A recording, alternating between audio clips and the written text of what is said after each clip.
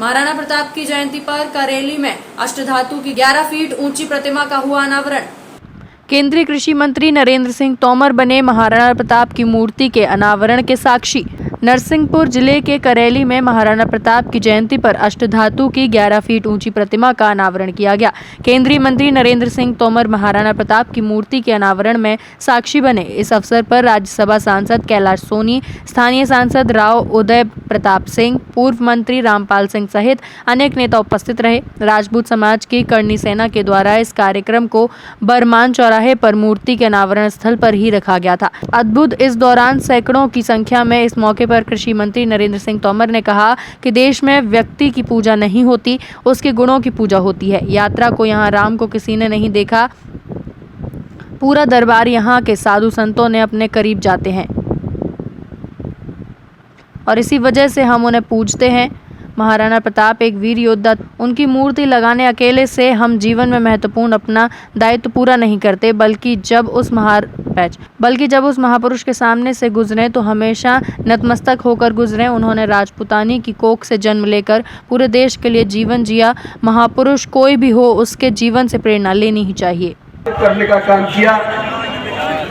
ऐसे हम सब के नेता आदरणीय नरेंद्र सिंह तोमर जी का हम सब हृदय की गहराइयों से स्वागत करते हैं, अभिनंदन करते हैं और आप सबसे आग्रह करेंगे एक बार जोरदार तालियां बजाकर माननीय तोमर जी का हम स्वागत करेंगे। हमारे बीच विराजमान वरिष्ठ नेता और राज्यसभा में सांसद और इस कार्यक्रम की बहुत लगातार चिंता करते रहे आदरणीय कैलाश सोनी जी, और जो लगातार किसानों के मंत्री हिंदुस्तान के ऐसे माननीय नरेंद्र सिंह जी तोमर जो हम सब के नेता हैं, उनके द्वारा आज इस मूर्ति में प्राण अर्पित किए जा रहे हैं। उनकी आस्था आज यहाँ इस मूर्ति में स्थापित हुई। मूर्ति हम लगाते क्यों? मूर्तियों को देख करके हमारी आने वाली पीढ़ियाँ निरंतर चिंतन करती है। ये धरती क्रांतिवीर ठाकुर निरंजन सिंह की धरती है। ये धरती ICS हरि विष्णु कामत जो संविधान निर्मात्री समिति के सदस्य थे, ये उनकी धरती है। ये धरती 1928 में जहां महात्मा गांधी आए उनके नाम पर के ये हमारा कवानियां स्थापित है।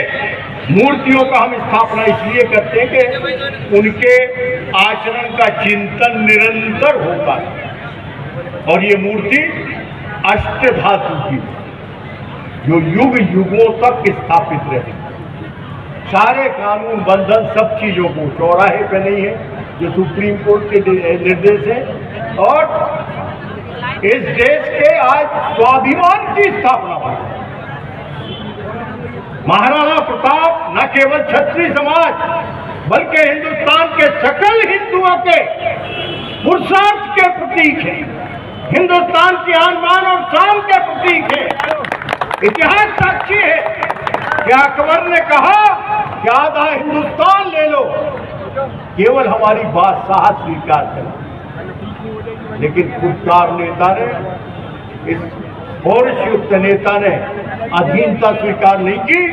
और इतिहास साक्षी है कि हमारी मातृशक्ति यहाँ विराजित है कि हिंदुस्तान के आन बान शान के लिए चित्तौड़गढ़ में इतना बड़ा हमारी मातृशक्ति का जौहर 18,000, और इतिहास पढ़ाया गया कि वो अकबर महान था, जिसके कारण हमारी 18,000 मातृशक्ति को जौहर उत्सर्ग करना पड़ा।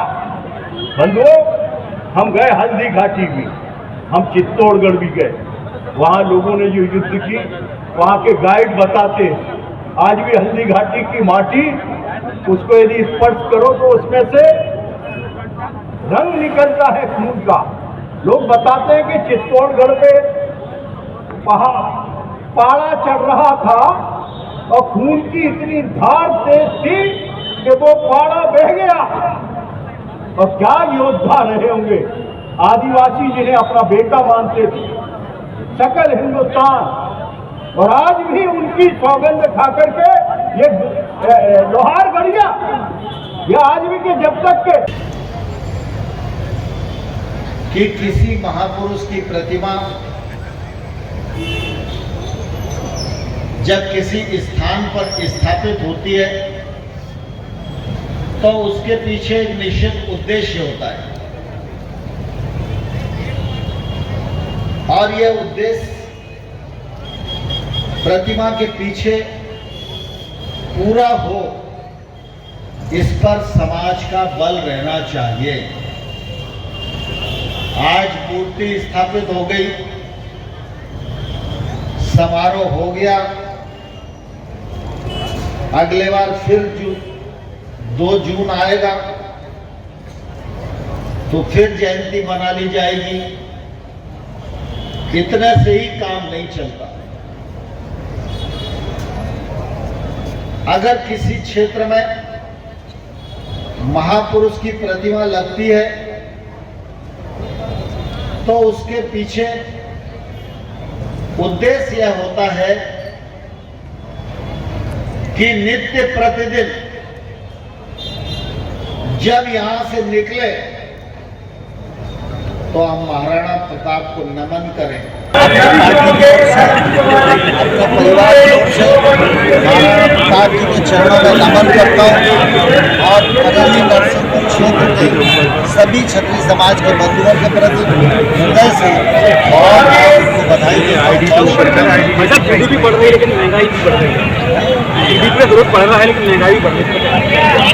महंगाई के मामले में केंद्र सरकार हमेशा सजग रहती है। जब जब ऐसी परिस्थिति आती है तो चाहे वो करने का मामला हो, चाहे गिनती घटाने का मामला हो, चाहे कालाबाजारी रोकने के लिए प्रयत्न करना हो, कार्रवाई करना हो, सरकार लगातार करती रहती है। अभी आप सबने देखा, हाल ही में डीजल पेट्रोल के प्रधानमंत्री नरेंद्र मोदी जी ने एकदम दाम घटा दिए।